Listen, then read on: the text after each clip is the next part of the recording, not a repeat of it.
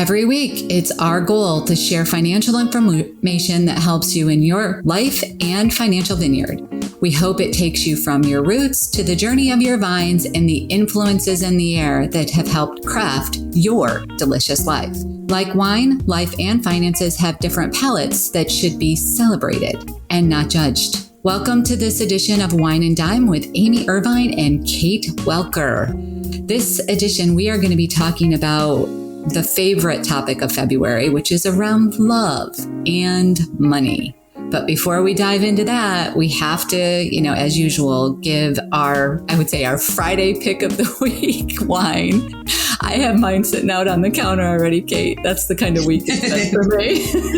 It is a Friday for sure. I think we're all feeling that. And I think we said that last time we recorded too, a Friday afternoon, ready to unwind.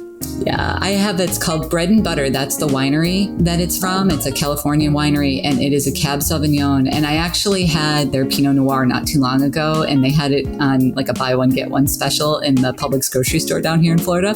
So I was like, ooh, buy one, get one, me and deals around wine. So I picked up their Cab Sauvignon, and it is really, really rich. Not overly tobacco-y, like some Cab Sauvignons have that really heavy, smoky kind of tobacco-y flavor. This one is super smooth and plummy. I'm really ready for a glass tonight. That sounds like that would fit my flavor profile. I'm not too adventurous and I'm not indulged that often, but that sounds like something that I should look for next time I'm looking for something new. Maybe take a trip over to the little wine store next to Wegmans in your plaza there. Well, I thought, February being the love month, as we say, I call it the Hallmark month, one of the most expensive months of the year around the topic of love. As Americans, we spend an enormous amount of money around showing how much we love each other in the month of February, especially Valentine's Day. But in your particular situation, as we were sort of setting up for this call, we were talking a little bit about two things, actually. One was around your kids and the importance of them understanding money and the connection of emotion and money. And also a follow-up from the women's conference that we had in October, the money habitude cards that we did at that conference. You mentioned to me that you and Paul learned some things about each other when you did those money habitudes. And for people that are interested, you can actually go online and do this digitally as well. Yeah, we did. And I would encourage people to do that because I find it fun. I actually, Becky on our team said she did the same thing. I had them in my purse for a little while and was going to people. I'm like, here, I have a quiz for you. Go through these cards and see what your money personality is. Because I think a lot of people guess what their answer might be, and the results, usually you kind of know what you are, but some of the other information is surprising. Well, I think because it's not, you don't think about the answer, as you're flipping through the cards, you're just putting the cards in the right pile. Right, feeling, yes. Yeah. So it's that first instinct in the brain, and there's no well, I should answer this way, but I didn't. I didn't. And we find, you and I have talked about this, you can't talk about money sometimes and people's behaviors around it without getting to the psychology behind it. It's so intriguing. And I know there's a lot of programs out there that can combine that information with the financial planning that I've just started to dip my toes into, so to speak. And I'm excited to learn more because it helps us communicate with clients and people and in your family. So in my position with two children that are not, they're still young, but not as young as when they were toddlers, when we talk about these things, it's really important for me to be having healthy conversations and just trying to teach them about everyday basics and how they think about money and feel about money and manage their own money. Well, what's interesting in a lot of cases, and we've said this to each other on the team, we've noticed it with some of our clients who have made this comment. Children can be raised in the same exact household and have completely different psychologies around money. Mm-hmm. And my two are a perfect example of that.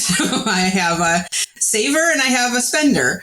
And it's really interesting to just see these, because personalities develop. And we have chosen to let the kids manage some money over time as they've gotten older, because we used to have a lot of ask, I want me's, or can I have this every time we went to the store? And we were finding out if we gave them some money to manage and let them know that this is kind of your treat money, but when it's gone, number one, it stopped on those questions all the time because they still pushed for a little while when they were young. And then when I say, well, you've got your own money, they changed their mind. Or once it was their own money, they thought a lot harder about what they were buying with their money. And as I said, I have a saver and a spender, and just kind of watching these personalities evolve, where one is very content to save and pick out a larger item that's going to be more important and more useful, and just perfectly content to do that and wait. And the other one has $1 in their pocket and just like, what could I go buy? What can I do with this? It's a new adventure and like a new experience. And maybe that's part of it too, like their feelings when they get something or spend their money on it. But it's interesting. The spender is a like deliberator. In the store, it will be like, I want to go buy something, but I'm going to be here, and enjoys the experience of shopping. Like I'm going to go in and I'm going to shop around and see what I want and pick this out and think about it and put it back. So it's almost, a whole experience spending that money, where the other one saves, picks out, and it has an idea, and like, that's it. We walk in, we buy that, we leave. No more. Like, I don't want to deal with it all. I think you can relate to that. I hate to shop. Or it's funny. I love to shop. So it's interesting too. Like I enjoy shopping and looking around and seeing things, even just window shopping. It's funny watching. And again, same household, close enough in age that there wasn't a lot of differences in our lifestyle or situation. We just see these completely unique attitudes behind them. I'm curious, is it your girl or your boy that's a saver? So it's my son, right? The older one is a saver. Yeah. Yes. He will think through things. He's even thinking long term about, the car hasn't come up yet. I'm waiting for that to happen. But college is heavy on his mind. It might also be an oldest child thing. When you talk about birth order and what goes into that, because that was on my mind a lot at that age, saving for those things. And he's closer in age to that experience. And I think some of it's maturity. I have a 10 and a 13-year-old. So a lot happens in those years as you're heading into those teenage years and maturity. But for sure, it is interesting. Yeah, I think your son does have some, what I would call old soul in him a little absolutely. Bit. Yeah. His answer to his 13th his birthday present for turning 13 cracked me up. Yes. And I can share that with, so Amy had offered, because it was a big birthday, to send him a gift, and she offered an Amazon gift card or to open an account and purchase a stock. And he asked him, and he said, well, I'm interested in stocks, but I don't think I'm mature enough yet to accept that responsibility. I need to learn some more about it. So an Amazon gift card it was, which is still waiting, because I said to him, do you have something in mind? No, I want to think about it for a while. And the reverse, on Emma's birthday, it was spent that night. On a math game. It was a math game she had wanted for a long time. She had thought about it, but she knew what she wanted. I just thought the comment about not mature enough, I'm like, oh my God. I mean, that just cracked me up, yes. But it does show the difference. I mean, and so when we think about, the psychology of money, just between your two children and the, age difference only being 3 years, right? Mm-hmm. You think about the psychology of money as a general rule, there's that survival mode, which is, okay, let me back up. There's that whole thought process of the Maslow's hierarchy of needs, and that all behaviors stem from need, right? So the survival is, we have the basic need, like the basic stuff is provided, the housing, the food, like that's like basic kind of stuff. And then safety and security is one of those, thoughts that's like, it's not true like safety and security, but it's psychological safety and security. Mm-hmm. It is around like, I have sufficient money. This is the category I call the bag lady syndrome. Yes. So, if you're a safety and security person, it really is never going to matter how much money you have. You are always going to worry about spending money. And we certainly know clients like that. Mm-hmm. And then the next realm up is love and belonging. Now, those are my givers. Those are the people that will give when they even shouldn't be giving necessarily, but they show their love with money. They feel like they belong with money. So they're sometimes overgivers, and that can be a problem. And then the next realm up is self-esteem. Self-esteem spenders can get themselves into trouble because that's I need to feel better. Let's go shopping. Like it's the endorphins kind of thing. Or, I need to have all the hottest clothes or have all, and it can be okay if we treat ourselves like that to a certain extent. We should. But if you overextend and you don't have the resources and that's the way you deal with self-esteem, that's where debt can become a bigger issue. And then at the very top of Maslow's, you have self-actualization, which means that you're spending your money in the same way that you have values. So your values and your spending are equivalent. Interestingly enough, self-actualization often can look like either safety and security or love and belonging a lot of times. Most often safety and security, because you've got your value, your spending is matching your values. And so you're saying like, I will spend money, but I will only spend it on things that are most important to me. So don't judge me if I don't give to every single person that has their hand out or every single charity. They don't mean as much to me as the charitable organization or the child or the nephew or the niece that I give to. That right. Kind of thing. So like thinking about, development of children and like your two children, again, same household, same exact lessons that you've been working with your children on. I've watched you over the years. You've not treated your children any differently in any way. You've allowed them to manage some of their money, as you mentioned, and yet they both have different money psychologies.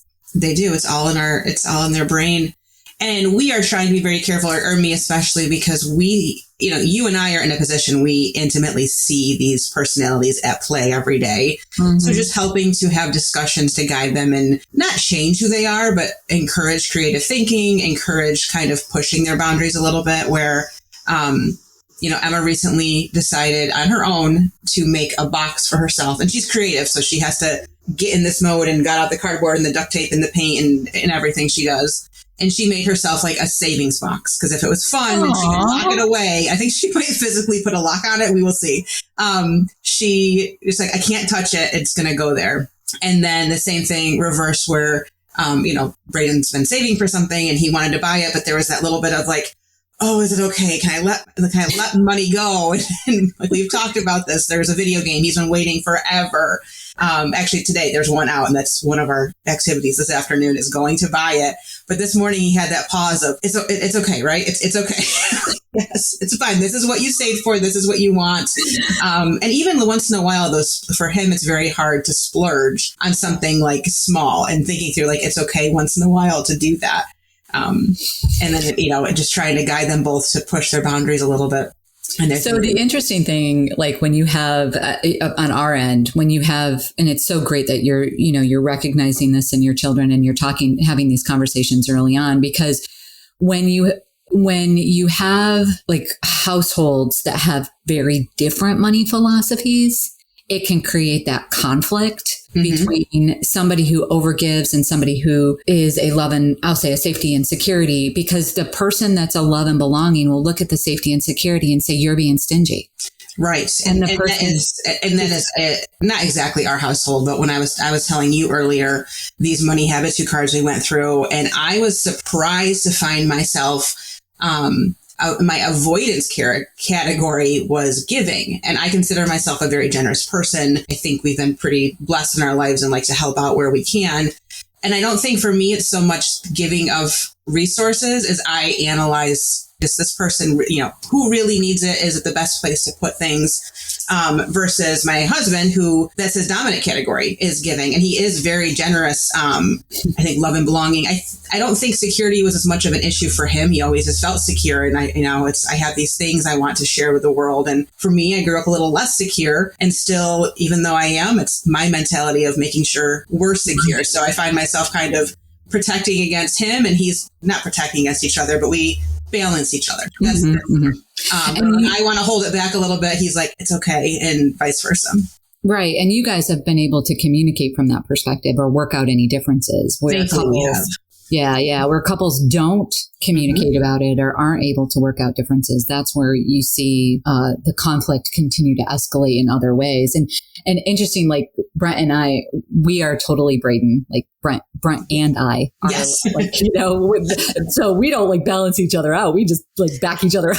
Yes. And sometimes that's just as dangerous. I know it is. Mm-hmm. It truly is because, Brent and I mean, the pandemic has certainly put a little bit of a hiccup in our travel plans, but we've been saving for 2 major trips. There's 2 like bucket list trips that we've been saving for.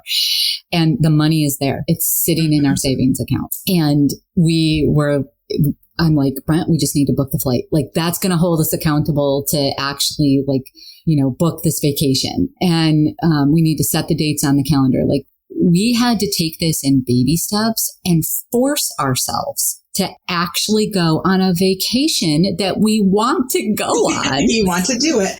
And I think we do this with clients sometimes too, sometimes I feel our role to give them feedback that it really is okay and hold their hand and give that push in these steps at times. You just reminded me of something I read the other day, and I wish I could remember the resource or I had pinned it, and I actually think it was on the radio. They were talking about this love and money topic. I think it was like heading into February. And they said in couples therapy, when they get to money, one thing that was coming out was the perception of how your partner thinks you spend. So if you think your partner spends too much, even if they don't, it's going to cause tension and vice versa. So it was getting into this communication where they found all these couples that like the wife would say, he thinks I spend all this money all the time. And he was like, I don't think that. But internally, they were thinking this. It really hit me when it came to these topics that we deal with in perception and asking those questions. Because I'm sure for me, there's been a little bit of that, Amazon list that I'm like, let's move that package before everybody gets home today. Because it's it's just convenient to order the household items online versus going to the store and wandering on that. As well as sometimes it's the big purchases, not the small little ones, but it all goes back to communication. Yeah, that money date concept that we've talked about in the past, right? Having a money date with each other. Have a money date and lay it out. It's hard. I struggle. We still struggle with that. You are a goal to get to. Like you put it on the calendar, and I know you and Brent talk about it regularly. We do. We have you've probably seen it on my calendar before. We have once a month we sit down and we review it. We talk through it. We talk about what's coming up for the month. It's scheduled in the morning, but it often happens at night. And we, quite honestly, usually grab a glass of wine and just sort of look through the bank account, look through the credit cards, talk about anything coming up. Where's the money coming from? Like if taxes are coming due, where's the bucket that it's, funded already from and how we can transfer it over and like any big expenses that we are anticipating. But, we find that any, assumptions get wiped out because of that conversation. It's laid out. Yeah. We find, I found that car rides for us work well because we are in the car a lot, between events with the kids and our some family about an hour away. We may make a trip quite often. So I'll use that time to kind of just pull up the bank, share what the balances are, because I handle that. Paul trusts me to handle it. Everything's going well, but I want him to be aware of where things are. And I've recently just given him his own access to an aggregator that we use here in our software. So that I don't know why I didn't think about that before I do with clients. Said, here, you can at least, I don't know if he cares to because he trusts me, but I want him to be informed. Yeah. And we have had some concern about if I wasn't here finding that information. So I'm trying to keep him aware more. Yeah. Wait till he turns 50K, because that was the trigger for Brent. Interesting. Yeah. He always left stuff up to me. And then around the time that he turned 50, he was like, so how much exactly do we have saved? It was actually kind of a pleasant surprise for him. I mean, it was good. And I was so thrilled when he finally wanted to engage in those conversations. We used to have what I call the financial summit once a year, where I would sit down and just go over everything with him so that he was aware. And he'd like, are we done yet? And after he turned 50, he's very engaged in that conversation. So I think that was the trigger for him. I've seen that with age. And I think that's a lot of people, especially personality, as you age and get closer to these dates that are more important to us. to know what's there and what's important. And, and I think when someone is married to a financial planner, they also are a little bit different, and they take for granted that we do know what's on our plate, so to speak. Brent feels like he has 3 or 4 financial planners. He's just like, he's like, okay, so if something happens to Amy, I talk to Becky and Kate. Like, he feels like he has the backup plan in place pretty solidly.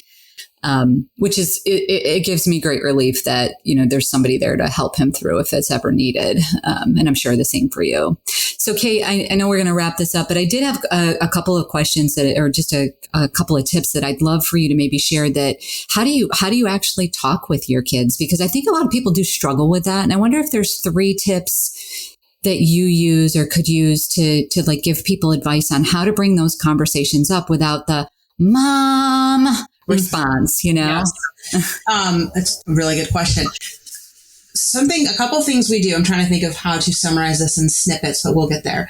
One thing is being, I wanted to say semi-open. So like maybe opaque and not transparent with money, but having honest conversations about household expenses. So, there's been a few times, and this is probably came up on a podcast in the past, they'll see something and they're like, you have $1,000? Oh my gosh. What are you going to do with that money? And then we'll talk about like what average mortgage payments are, what the heat bill costs, the internet that you love so much, or the cell phone bills. And not to burden them, because that can be just as troublesome, or if they think there's not enough, like you don't want to lead into insecurity, but just the sense of reality, because I've seen so many, just working in the schools and some volunteer stuff, kids the age of 14, 15, 16 who don't have a concept of what, how far a dollar goes or doesn't go. Something else is just using money. Even from a young age, letting them hold the money and pay, even if you're handing them $3 to go buy something and use that $3, the physical act of holding, maybe it's physical cash too, just holding it, seeing the money, seeing it go away, and or getting change back too, understanding that there's an exchange there. We've also let the kids count out like the coins before vacation to talk about what we're using for that. And for trips, we let them help plan a little bit. So maybe help make some financial decisions. And we've done this before over breaks or special occasions, said this is what we're looking to do. What are some ideas? And we'll kind of guide the conversation around what we're willing to do or how much we're willing to spend or how far that would go. Those are great ideas. And I know that you have written a blog before about the coin jar. Yes. So we'll try to find that and link it into the show notes for this particular episode. Well, Kate, those are great tips. And I think, the other tip that I would say I would add to it from a family perspective and even a relationship perspective is to take time to talk about money in a safe and focused place, right? You said you talk about it in the car because that's time that you're less likely to get interrupted. It's a safe place. It's something that's not like an extra event that you guys are planning, but it is that time where there's, I guess, the ability to actually think through and talk through some things. That's your space. Other people might have other space, but I think that's for us. If we said, "Hey, let's sit down at the table and have a meeting," the kids are going to be like, "What's going on?" Yeah. Bring that suspicion into it, where we do tend to have. You said everyone has their space. The car for us is our open-ended conversation space. Well, I think this has been a great discussion about kids and money and relationships and money. I feel like I had a little bit of a therapy session along with this discussion. For those of you, as you can tell, our theme for the month of listening, for those of you listening, you can tell the theme for this month is going to be around relationships and money and love and money. And we hope that you tune in for each of the shows this month. We'd also love for you to share this with your friends on Twitter, on Facebook, and Instagram, also LinkedIn. If you have a question, if you and your spouse or significant other are wondering about some questions around love and money, we would love to feature them in Asking for a Friend section. So send us a note and ask that question, and we'd love to feature them this month. Thank you all for listening, and we hope you've enjoyed the show. And that will about do it for today's episode of Wine and Dine. You can contact Amy through the website, www.rootedpg.com, or amy@rootedpg.com. You can also follow us on Facebook and Instagram @rootedpg for the latest news. And If you have any questions, comments, or topics you would like to hear about, feel free to let us know. And don't forget to rate and subscribe the show wherever you get your podcasts. And again, thank you for listening, and be sure to tune in next time.